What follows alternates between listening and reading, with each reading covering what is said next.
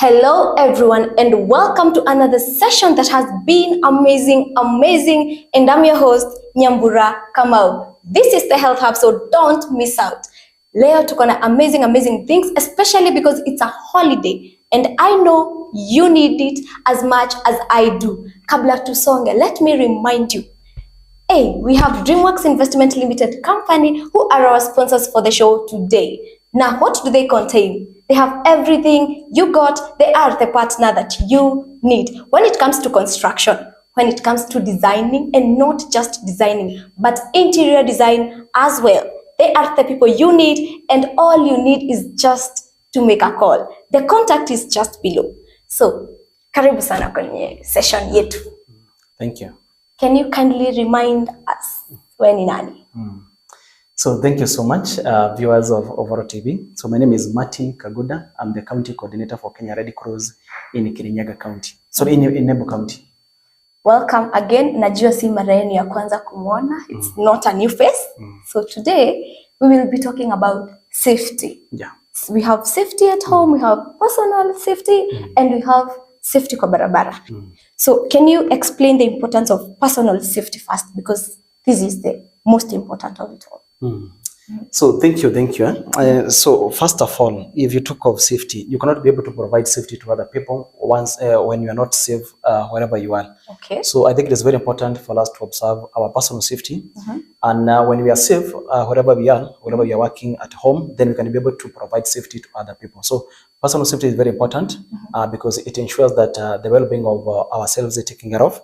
Then we can be able to, or we can be in a position to give now safety tips and maybe assistance to other people. Okay. Yeah.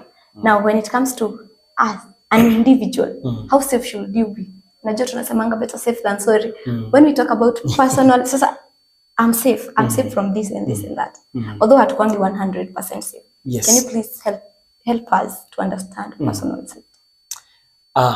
You cannot be safe once you don't know what brings the insecurity or a state of not being safe. So therefore it is for us to be able to observe our environment, our homes, our areas, identify the risks that exist, and then after that risk, that is when you are going to take the precaution of being safe. Okay. Yeah. So after umeobserve this and that, what are the precautions that you should take? So the precautions will depend on the area that you are working in. So for example, if you are in a workplace, you will always observe how the building is, how the structure is, if the doors are opening the right way, if the electrical connections are okay.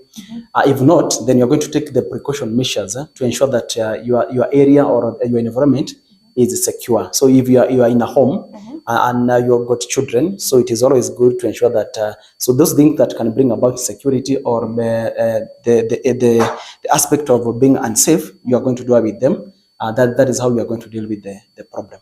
So are there specific strategies that Red Cross recommends, especially sai watu wako home, watoto wako home, watu wengi wako holiday, everyone is around home. Are there specific strategies that you give for home safety? So yes, they are. Now we are in holiday, so children are at home. So they are of different ages. So there are those who are not going to school. So there are those who are in primary school. There are those who are in the secondary schools, and those in the colleges. And you know, there sometimes students are curious. They want to test so many things, and therefore it is always good to ensure that you have got a responsible person at home, such that they are going to check over the others. They are not going to play with electrical items, fire, gases, just the things like that.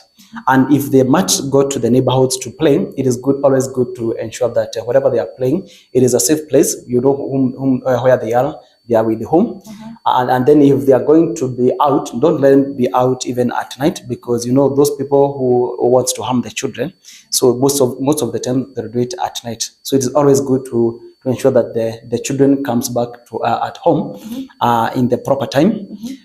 Then it is always good to ensure that once you are not at the house, it is always good to lock your house, just in case somebody wants to break in and maybe steal something or maybe harm your people or your children. It is always good to ensure that your houses are locked. So those places of where they are playing, for example, you will find that your children will go to places with the swimming pools. So it is always good to ensure that if there is such areas, then they have got a responsible person who is going to look after them. And just in case anything happens, then they can be able to take care of the children. Okay, when it comes to home safety, as sasa venye umetuelezea, are there bigger risks and small risks? Juu watu wengi wana expectingi maybe accidents ni kitu kubwa, maybe kuanguka kutoka juu, kulipua nyumba, kufanya nini. Are there other risks maybe worthy to mention, kama pengine mtoto kukunywa dawa amewekewa hapo, pengine visu or something? So when we teach about safety and first aid, so there is precautions which we tell people to take care of. For example, just what you have mentioned. So if there is medicine, drugs, so it is always good to keep them reach out of children. So again, it is always good to ensure that the contents of each containers remain from as the original contents. For example, so maybe there is a container that was having some herbicides. Then all of a sudden you have changed it, then you have put salt there. So somebody who has not been in that house will come thinking that it's salt, and then they are going to maybe use that thing to maybe prepare a meal, and it's going to be hazardous to those who are going to be consuming the food. But we have seen, for example, there are those small children, and there are cases which has been reported.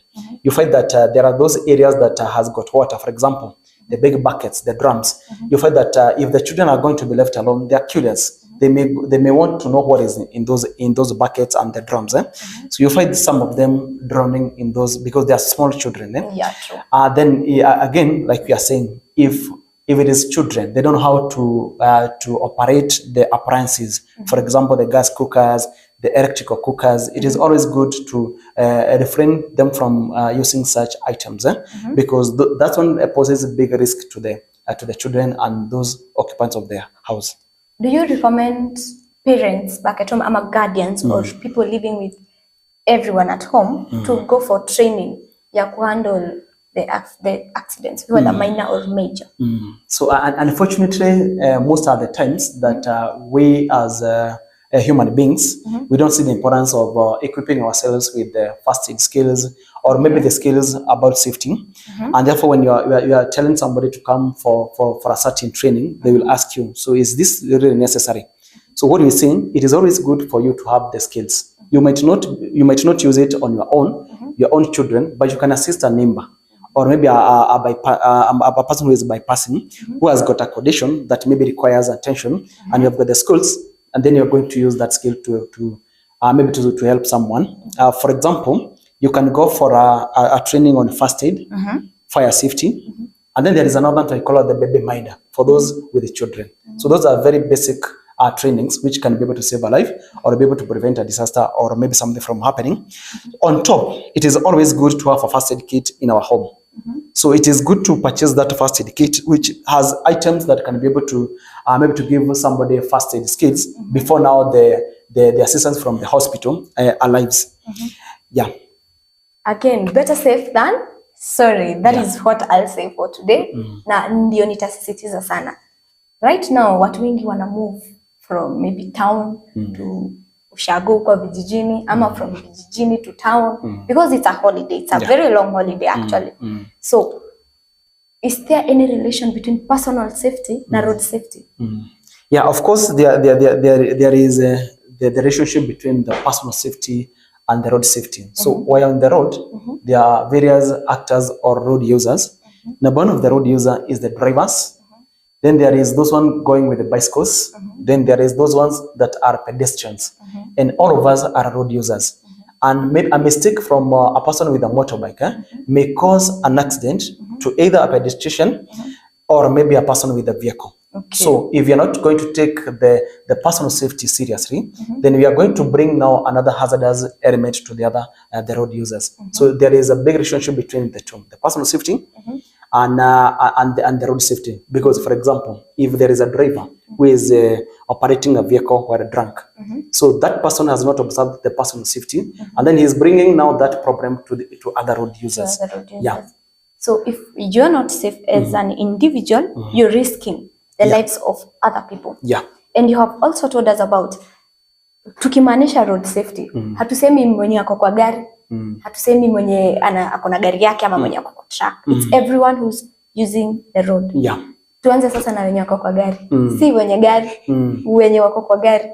What are the safety measures they should take ama precautions? So what you can say, we can talk at it in wholesome. We say now, what are these road safety measures that we need to take, starting from those occupants of the vehicles. Number one, you know there is what was previously known as Michuki rules, which nowadays we don't follow. And some of the issues that Michuki rules were addressing was, number one, there was things to do with the safety belt. Yeah, true.